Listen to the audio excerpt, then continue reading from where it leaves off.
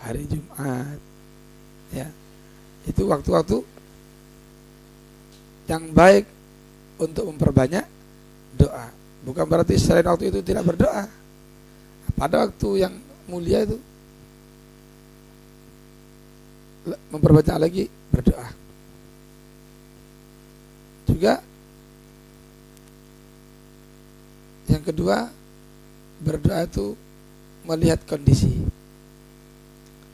kondisi atau keadaan yang mulia, yang baik, itu juga menyebabkan doanya cepat diterima oleh Allah Subhanahu wa taala. Seperti dikatakan oleh Sayyidina Abi Hurairah radhiyallahu anhu,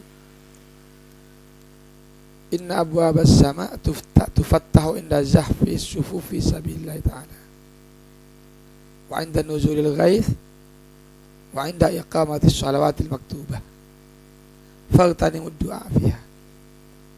Sesungguhnya pintu-pintu langit itu dibuka, artinya doa cepat diterima oleh Allah Subhanahu wa taala ketika para tentara, para kaum muslimin berbaris fi sabilillah. Ini kondisi diterimanya doa karena sangat penting sekali. Yang kedua, ketika turun hujan, ya, karena hujan adalah rahmah. Ketika turunnya rahmat, turunnya hujan, juga doa ya, cepat diterima oleh Allah Subhanahu wa taala. Ketika dikumandangkan iqamah untuk sholat,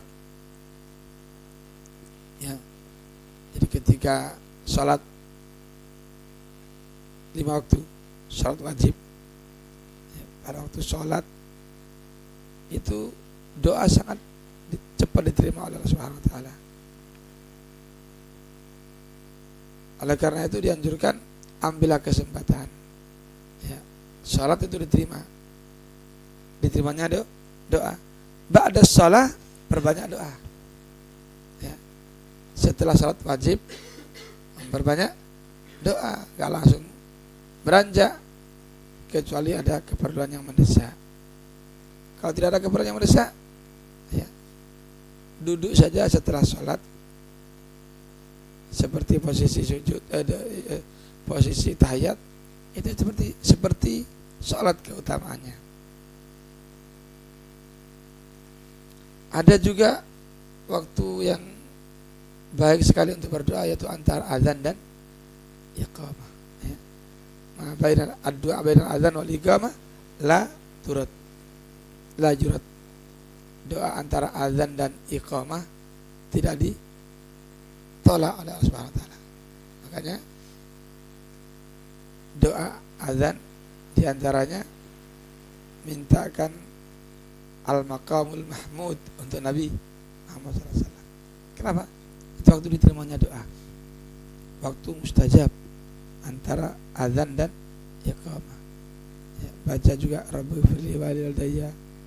Ya, kata sebagian ulama, barang siapa membaca doa Rabbi firli walidayya ba'dal azan kutiba minal barin, ditulis termasuk orang yang berbakti kepada orang tua. Ya. Mendoakan anak ini perlu. Juga waktu berpuasa, orang yang berpuasa ini doanya mujabud dakwah, diterima doanya karena dia sedang berpuasa. Ya.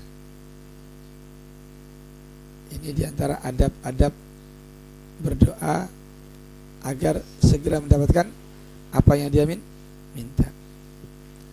Untuk kesempurnaan adab juga, kalau berdoa hendaknya menghadap ke kiblat.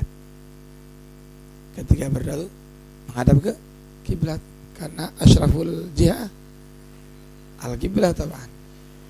Ya. Jihatul qiblah. Dan mengangkat kedua tangan. Ini kadang-kadang sekarang banyak ya niru-niru. Ya.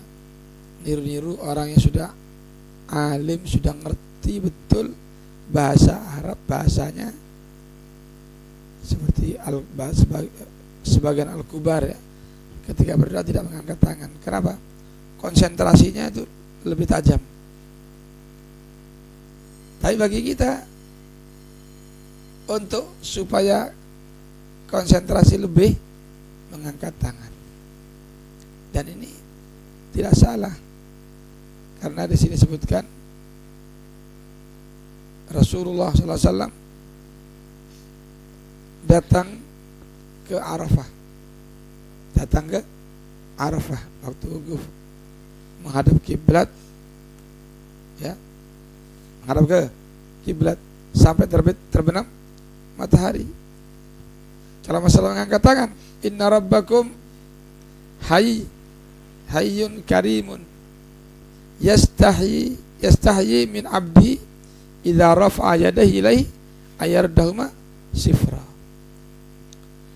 Allah Subhanahu wa taala itu zat yang pemalu. Allah Ta'ala itu adalah pemalu dan karim, dermawan. Pemalu dan dermawan.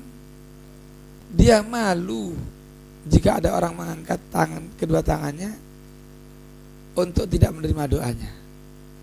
Ya. Jika ada orang mengangkat kedua tangannya untuk berdoa, kembali dengan tangan kosong, Allah Ta'ala malu. Artinya Allah Subhanahu wa taala banyak sekali menerima doanya orang yang dengan mengangkat tangan ketika berdoa. Ini perhatikan, hadza min adab doa, karena mengangkat tangan itu sendiri termasuk menunjukkan akan kebutuhannya, akan kehinaannya. Mengangkat tangan seperti ini, ya, menghinakan diri kepada Allah Ta'ala. Kalau kita perhatikan, ya, para ulama terdahulu, Abu Saleh, fotonya angkat tangan. Yang diabadikan dulu Al-Fakir punya, Walidi punya foto-foto Habib Saleh yang masih hitam putih itu, angkat tangan. Ya. Fotonya angkat tangan. Dan begitu seharusnya kalau kita berdoa. Ya. Jangan sampai berdoa seperti orang yang tidak niat, gak sungguh-sungguh. Lah, alaihu fid du'a. Kita harus ngotot kalau berdoa. Kalau perlu diulangi 3 kali permintaannya. Dan begitu Rasulullah SAW. Ya, ini diantara adab berdoa agar segera diterima oleh Allah Subhanahu wa taala. Kemudian juga harus khusyuk, ya. Kalau berdoa harus khusyuk, merintih, mengharap kepada Allah Subhanahu wa taala dengan perasaan, ya, takut tidak diterima, atau dengan perasaan husnudzon untuk diterima, mengharap betul, konsentrasi. Sebagian, ya, anak-anak saya lihat ketika berdoa berdoa tidak amin. Mendingan kalau dia tidak amin atau bicara sendiri, mendingan berdoa masing-masing. Gak dapat. Di depan berdoa, di belakang tidak konsentrasi. Allah Ta'ala tidak menerima doanya orang yang hati orang yang lengah. Ini yang berdoa, apalagi mendengar. Ya. Ini perlu diperhatikan agar kita di dalam berdoa, agar permintaan kita ini segera diterima oleh Allah Subhanahu wa taala. Dan yang terakhir, harus yakin kalau akan diterima doa kita. Ini husnudzon, ya. Kita yakin doa kita diterima, husnudzon ini termasuk. Tapi bukan berarti begini, saya sudah berdoa, sudah selesai, sudah. Lah, bukan merasa sudah diampuni, tidak. Artinya kita yakin untuk diterima oleh Allah Subhanahu wa taala. Artinya yakin dengan penuh harapan untuk diterima, ya. Jadi adab-adab tadi, ya, dipraktekkan kalau berdoa agar doanya diterima oleh Subhanahu wa taala.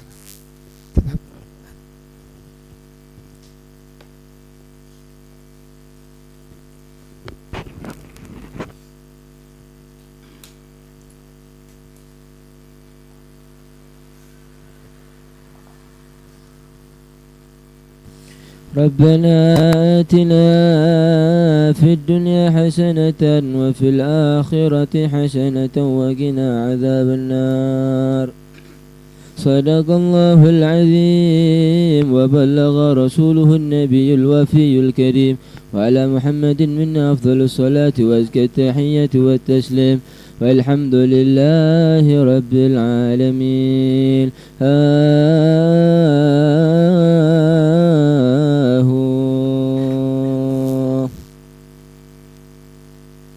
طابت لياليك والأيام يا صاحي، فاغنم بقية إمساء وإصباح، وجنة ملئت بالطيبات من القصور والحور والألبان والراحي، والفوز والقرب والرضوان من ملك مهيمن واحد للخير فتاح، مع النجاة من النار التي برزت للظالمين مع خزي وإفضاح، فيها العقارب والحيات تنهشهم، عما الأذاب للأجسام وأرواح، أحاطت النار من كل الجهات بهم، سهقا لهم أسرى غم وأتراح، لما عصوا ربهم ذا البطش أسكنهم دار البوار ومأوى كل مجتاح، لم يتبع لرسول الله صفوته محمد المصطفى العاقب الماحي، عليه أزكى صلاة الله ما هطلت سحابة أو صبا غصن بأرياح، والحمد لله رب العالمين.